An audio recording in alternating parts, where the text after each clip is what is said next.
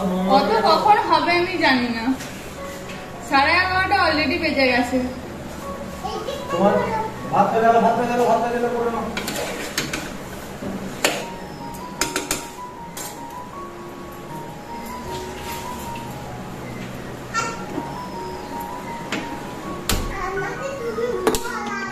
মেয়ের এখন বায়না হয়েছে শাড়ি পরবে। তোমাদের দাদাভাই এর আগের দিনেও একবার ট্রাই করেছিল অস্মিকে শাড়ি পরানোর, সেটা নিশ্চয়ই তোমাদের মনে আছে। সেখানে তোমাদের দাদাভাই অস্মিকে শাড়ি পরিয়েছিল, সেই শাড়ি পরানো মহারানীর পছন্দ হয়নি বলে টেনে খুলে দিয়েছিল। আজকে এটা দ্বিতীয়বার। হঠাৎ করে মেয়ে দেখি শাড়িটা বার করে নিয়ে আসে, বার করে নিয়ে এসে বলে বাবা আমাকে পরিয়ে দাও তো। তাই বাবা ওকে শাড়ি পরিয়ে দিচ্ছেন। খাওয়া শেষ হলো কি ওইসব হচ্ছে?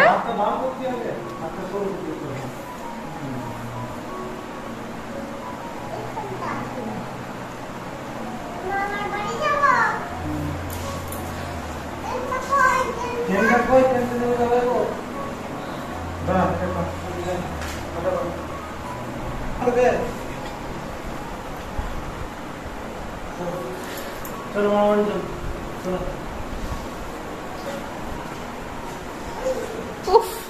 শাড়িও আর বাগাতে পারছে না। ছোট্ট ছোট্ট দুটো হাত বাড়িয়ে বাবাকে বলে কিনা আমাকে ট্রেন গাড়িতে চাপিয়ে দাও। ও ট্রেনে করে যাবে মামার বাড়ি। একদিকে এত বড় মানুষ, তার উপরে আবার এত বড় শাড়ি, তো সামলানো একটু মুশকিল হয়েই যাচ্ছে, আঁচলটা বারবার পড়ে যাচ্ছে। তো সেই জন্য ওনার মাথা থেকে উনি এখন এই বুদ্ধিটি বের করেছেন যে এই শাড়িটি পরে উনি এই ট্রেন গাড়ির মধ্যে বসবেন, আর ওনার বাবা ওকে এইভাবে ঠেলে ঠেলে মানে ট্রেনটাকে চালিয়ে চালিয়ে নিয়ে যাবে মামার বাড়ি। এটাই নাকি এখন ওদের বাবা মেয়ের খেলা। একদিকে খেলা চলছে, একদিকে আমার রান্না চলছে। ও শাড়িটাও বাগাতে পারছে না, কোলে আবার একটা বাচ্চা বেবি, কোলে আবার একটা বেবি আছে গো। ওটা কার বেবি গো? তোমার বেবি?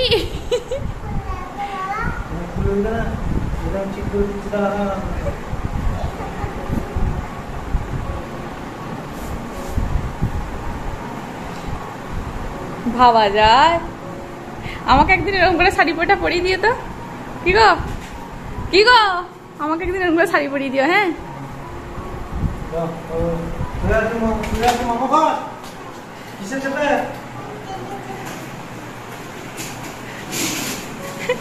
মামা বাজাচ্ছে ট্রেনে চেপে।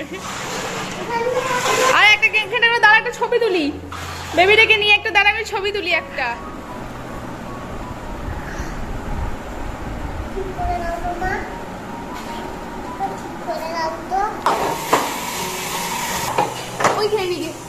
আমি দিয়ে আসবো। এবার আমি বাজার গোছাই। রান্না মোটামুটি আমি সামলে নিয়েছি, তোমাদের দাদা ভাই এবার বাকি রান্নাটা সামলাবে। এক ব্যাগ বাজার করে নিয়ে এসেছে। আজকের দিনে আমার সব থেকে বড় টাস্ক যেটা থাকে সেটা হচ্ছে এই বাজার গোছানো। এত সবজি, প্রথমে সমস্ত সবজিগুলোকে আলাদা করা, তারপরে আবার প্রত্যেকটাকে প্যাকেটের মধ্যে ভরে জায়গার জিনিস জায়গায় রাখা।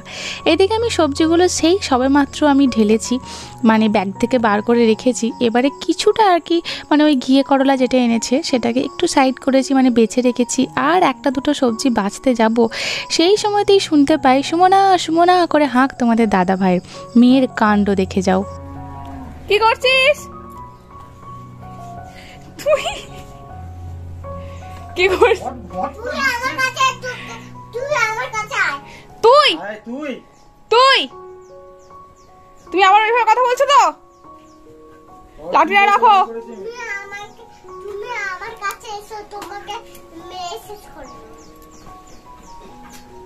রাখো রাখো, লাঠিটা যেখানে ছিল সেখানে রাখো, লাঠিটা যেখানে ছিল সেখানে রাখো, রাখো।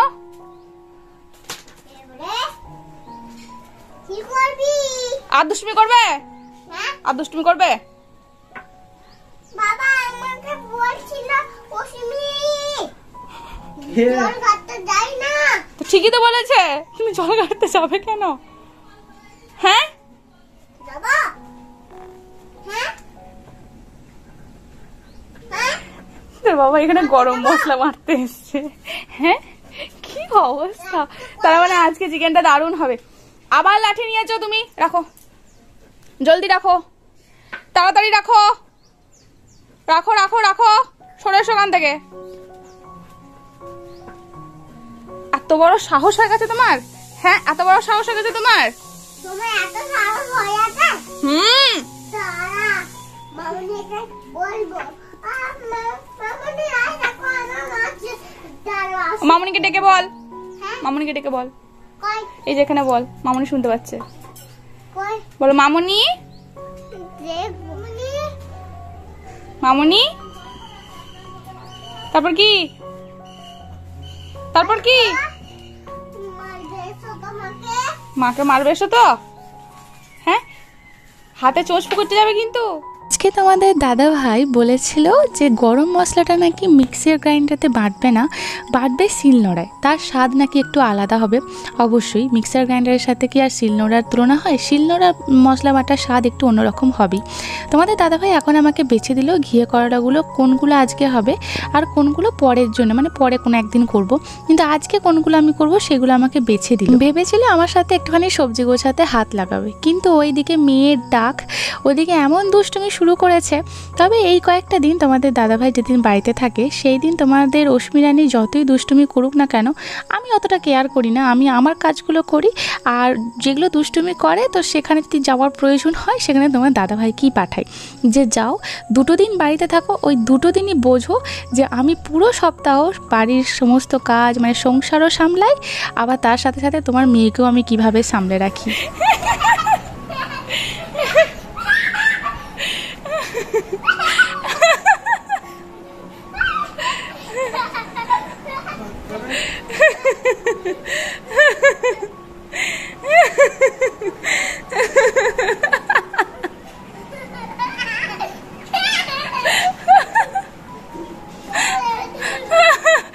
আজকাল কাউকে রান্না খাওয়া করতে হবে না। দুপুর 12টা বেজে গেছে, তুমি ওকে লেবুটা খাওয়ালে কই? হ্যাঁ, অর্ধেক কাজ কমপ্লিট করেছে, এখনো অর্ধেকটা বাকি আছে। করছে বলে অশ্মির পাটা বেঁধে দিয়েছে ওর বাবা। কই দেখি কেমন করে চলছিস, দেখি খুলতে হবে না, নাম চলতে হবে। কই দেখি কেমন করে চলছে দেখি। মার কাছে যাও। না না না না, না। আর দুষ্টুমি করবি? বেঁধে দাও বাবা। আরে ঠিক আছে, বলছে আমাকে বেঁধে দাও তো বাবা। এগুলো নেই, বেঁধে দিয়েছে। এগুলো একদিন করে দেবো, এগুলো আজকে করে দাও, এগুলো একদিন করে দেবো। ঠিক আছে, ঠিক আছে, আর আগে উঠলে যাবো, করে দাও। ঠিক আছে। বেঁধে দেওয়ার খুব শখ হয়েছিল, দেখ কেমন লাগে বেঁধে। ও মনে করেছিল বেঁধে দেওয়াটা কি না কি, বুঝলে তো, ওই জন্য বাবা বেঁধে দাও তো। মানতে পাটা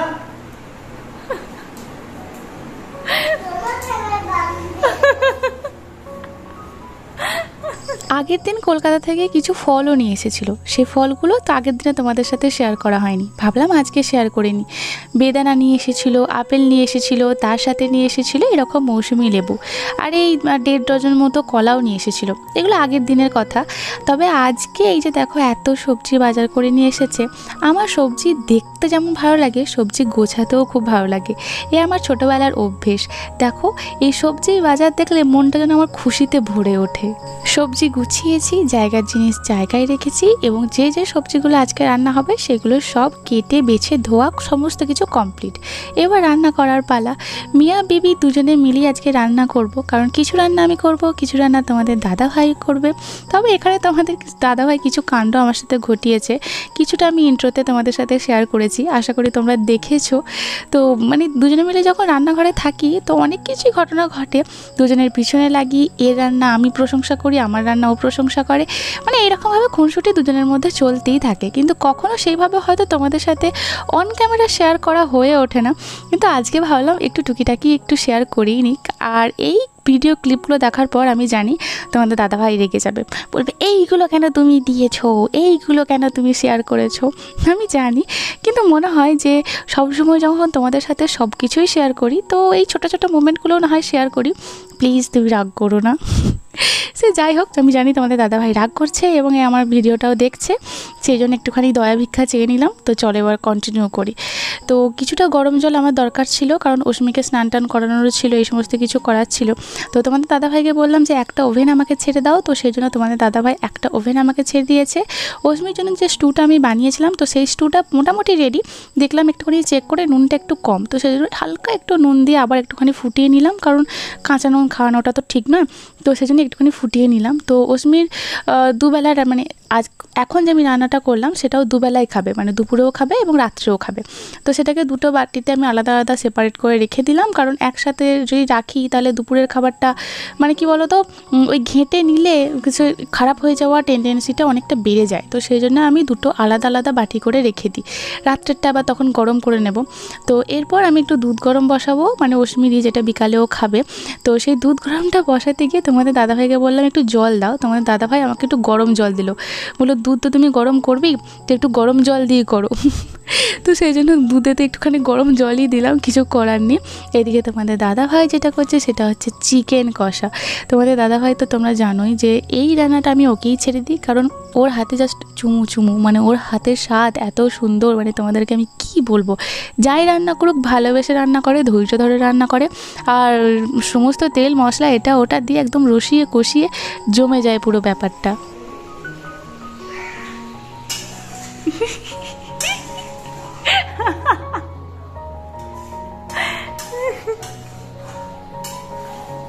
দেখি তোমার মেয়ে কি করছে। ওরে আমার লক্ষ্মী মেয়ে রে, ওরে আমার লক্ষ্মী মেয়েটা পড়াশোনা করছে রে। একা একা পড়ছে না বইগুলো কি করছে, ওর বেবিকে পড়াচ্ছে, ভাইকে পড়াচ্ছে। আমার লক্ষ্মী মেয়েটা। হ্যাঁ ভাইকে পড়াও। হ্যাঁ হ্যাঁ। দুধ তো গরম হয়েই গেল, দুধটা একদম উতলে গেল তোমরা দেখলে। তো দুধ গরম হয়ে যাওয়ার পর এবারে দুধটাকে আমি নামিয়ে দিয়ে এবারে আমি অন্য একটা রান্না বসাবো, সেটা হচ্ছে ঘিয়ে করলা ভাজা। তবে তোমাদের দাদাভাই এখানেতে আমাকে একটু নমস্কার করবে, কারণ তোমাদের দাদাভাইকে আমি দেখিয়েছিলাম যে দেখো আমি কতটা তেলে ঘিয়ে করলাগুলো ভাজবো এবং পারফেক্টলি ভাজা হবে। আসলে তোমাদের দাদাভাইয়ের এই সম্পর্কে কোনো আইডিয়াই ছিল না যে এত কম তেলে তো ভাজা যায় এবং ডুবো, মানে যেরকমভাবে তোমাদের দাদাভাই একটু বেশি তেল দিয়ে ভাজে, তো সেরকমভাবে মানে ওই রকমই প্রায় অনেকটাই ভাজা যায়। আসলে কি বলো তো, তোমাদের দাদাভাই কীভাবে ভাজে তোমাদেরকে একটুখানি জাস্ট বলে দিই। তোমাদের দাদাভাই অনেকটা তেল দেয় এবং কড়াইতে একদম পাতা পাতা পাতা পাতা করে, মানে একটার উপর একটা থাকে না, একটা একটা গোটা গোটা গোটা গোটা পাতা পাতা করে গোটা কড়াইটা ধরে মিলে দেয়, মানে যতটা তেল আছে ততটুকু মতো দিয়ে একটা একটা করে ভাজে, যেটা অনেক বেশি সময় লাগে এবং অনেকটাই টাইম টেকিং।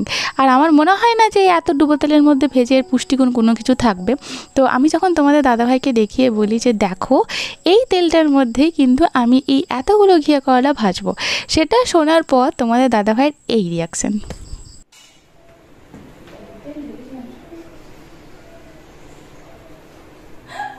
এরপর তোমাদের দাদাভাই বলে আমাকে যে এর থেকে না খাওয়া ভালো, কিন্তু আমি তোমাদের দাদাভাইকে বলি ডক্টরে তোমাকে কি বলেছে আর কিভাবে খেতে বলেছে। আমি তোমার হেলথ নিয়ে এতটা কনসার্ন, কিন্তু তুমি তোমার নিজের হেলথ নিয়ে মোটেও কনসার্ন নও। তো যদিও এখন অনেকটাই কনসার্ন হয়েছে, আমি জানি এই ভিডিওটা দেখার পর বলবে এই তোমার থেকে আমি বেশি কনসার্ন। তো যাই হোক আর কি, তো আমি বলি যে এইরকম করে খেলেই বেশি উপকার পাবে। পরে অবশ্য যখন তোমাদের দাদাভাইকে আমি ভেজে দেখাই তখন বলে যে হ্যাঁ সত্যিই তো। তবে এখানেতে তোমাদের দাদাভাই একটা কাণ্ডও করেছে, এখানেতে অতসী রানী যাচ্ছে কোথাও একটা, আমি এখন তার সাথে কথা বলছি, কারণ এই যে আমাদের রান্নাঘরটা, এই যে ছোট্ট জানালা, ওই জানালার একদম অপোজিটই হচ্ছে রাস্তা। এই রাস্তা দিয়ে বহুজন যাতায়াত করেন, তার মধ্যে যখন কিছু চেনা মানুষ আমার দেখা হয় আর কি আমার সাথে, মানে আমি দেখতে পাই, ওনারা তো অতটা খেয়াল করবেন না, কারণ এখান থেকে আমি যতটা ওনাদেরকে ইজিলিভাবে দেখতে পাবো ওনারা অতটা খুব ভালোভাবে লক্ষ্য করলে তবেই দেখতে পাবেন। তো আমি একটু সবাইকে আর কি ওই হাই হ্যালো করি, কোথায় যাচ্ছিস বা কোথায় যাচ্ছ, এই সবটা অস্মি আমার কাছ থেকেই পেয়েছে। আমি যেমন সবার সাথে কথা বলতে ভালোবাসি, বেশি বকবক করতে ভালোবাসি, বেশি মিশতে ভালোবাসি, হাসি ঠাট্টা হই হুল্লোড় এই সমস্ত কিছু করতে ভালোবাসি, আমি জানি ভগবান সেই জন্যই আমার কপালে এই সমস্ত কিছু লেখেননি। সে যাই হোক, যতটুকু যতটুকু হাসি খুশি থাকার সময় পাই, সুযোগ পাই, সেটা আমি একদম সুদে আসলে মিটিয়ে নিই। সেটা তোমরা জানোই, ছোট্ট ছোট্ট জিনিসেও আমি ভীষণ খুশি হয়ে যাই। সে যাই হোক, আর এই ব্যাপারটা কিন্তু অস্মি আমার কাছ থেকে পেয়েছে। মানে অস্মি বাহ্যিক রূপটা হয়তো ওর বাবার ম্যাক্সিমাম পেয়েছে, কিন্তু ভেতরের ওর ইনার সাইডটা ম্যাক্সিমাম ও আমার কাছ থেকে পেয়েছে। এবারে আমি গেলাম একটা কাজ করতে, মানে ওই একটা হলুদ গুঁড়োর প্যাকেট শেষ হয়ে গেছিলো, মানে হলুদ গুঁড়ো একদম বাড়ন্ত হয়ে গেছিলো। তো সেই জন্য যেখানে মাসকাবারির মাল আমি রাখি, তো সেখান থেকে আমি হলুদ গুঁড়োর প্যাকেটটা আনতে গিয়েছিলাম, যে হলুদ গুঁড়োটা এই ফাঁকে আমি একটুখানি ঢেলে রাখি। সেই ফাঁকে তোমাদের দাদাভাই এই কাণ্ডটি ঘটালেন।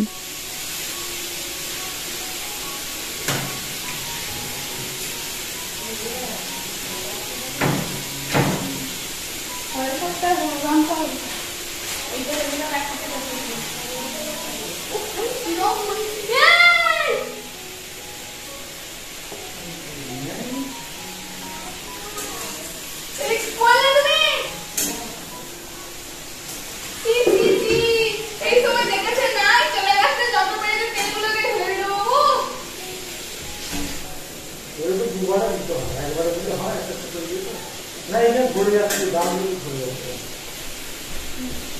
কি করে ধরতে পারে? ওটা ঢাকা দিয়ে দিলেই ঠিক হয়ে যেত। আমি হলুদটা কম বলে আনতে গেছিলাম। হেই,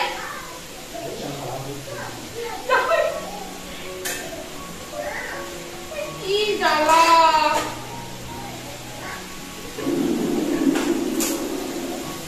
কি অবস্থা! হ্যাঁ, দেখি আমি তাই বুঝতে পারছি না তো। ওইখানে তেল আমার খেয়াল করে দেখছি, বাবা আমার তেল ঢালছে। ছি ছি ছি।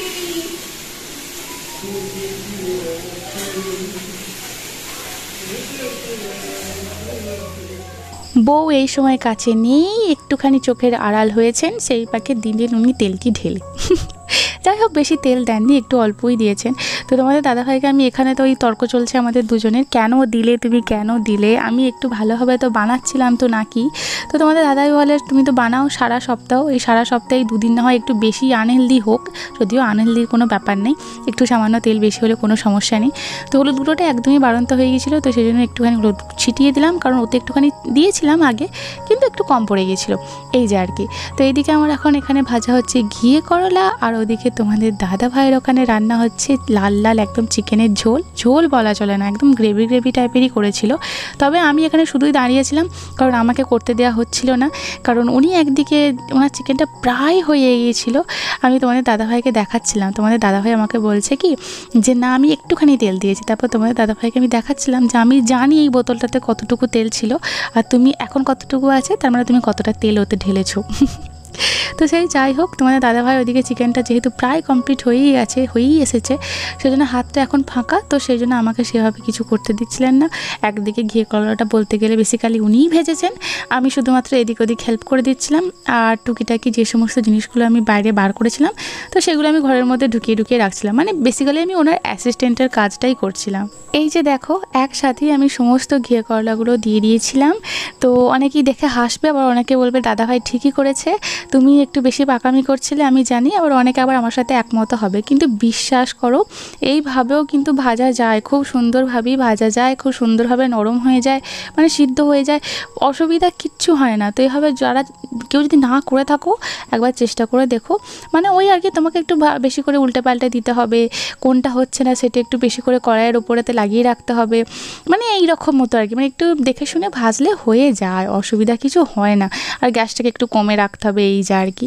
তবে আজকে এর সাথে হয়েছিল কলমি শাক ভাজা। তবে কলমি শাকটা আমি যেভাবে রোজ করি তো সেভাবে কিন্তু হয়নি। কলমি শাকটা ভেজেছেও তোমাদের দাদা ভাই, আমাকে করতে দেয়নি, কারণ অস্মিকে ওই যে স্নান করানো, অস্মির দিকে আমি চলে গেছিলাম, আর এদিকে আমি আসার সময় পাইনি। তোমাদের দাদা ভাই কলমি শাকটা ভেজেছে।